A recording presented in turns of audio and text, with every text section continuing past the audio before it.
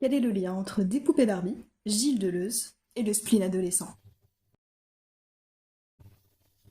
Coma est le dernier film de Bertrand Bonello qui revient donc pour terminer sa trilogie sur l'adolescence, donc après Nocturama, Zombie Child. On y retrouve Louise Labec, qui avait déjà le rôle principal dans Zombie Child et dont je trouve le visage absolument fascinant. En pleine période de confinement, une adolescente nous invite dans sa chambre et dans sa tête.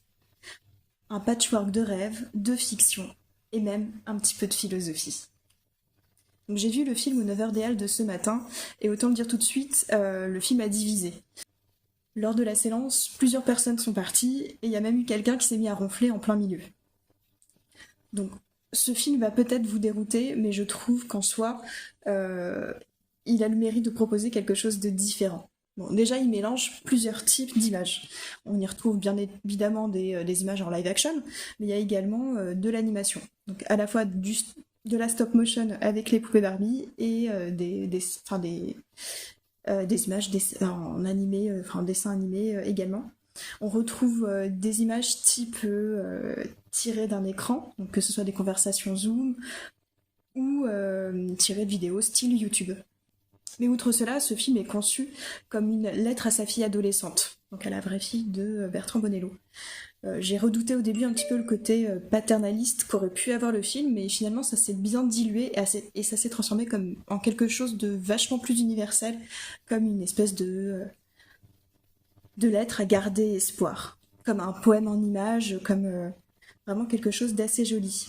Donc le film prend des éléments effectivement de la vie quotidienne d'une adolescente, et les met soit à leur paroxysme, soit les sort de leur contexte pour montrer leur absurdité.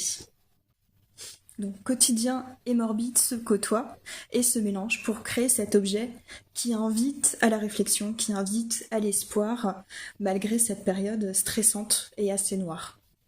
Donc impossible de ne pas terminer sans citer David Lynch, parce que selon moi, il y a vraiment un parallèle à faire entre les deux cinéastes. Il y a vraiment une envie d'expérimenter avec la forme filmique. Donc il y a très clairement du Rabbids et du Inland Empire dans Coma. Donc si vous aimez cette période de David Lynch, je pense que ce film peut vous intéresser, voire même vous plaire. Et pour finir, je dirais un petit mot sur Gaspard Ulliel, dont c'est le dernier rôle, et c'est un petit peu crève-cœur à dire. Euh, c'est assez touchant d'entendre sa voix dans l'une des poupées Barbie. C'est un peu bizarre à dire. Et ça ajoute un aspect fantasmagorique au film, malheureusement. Donc, Coma est en salle à partir d'aujourd'hui. Foncez-y.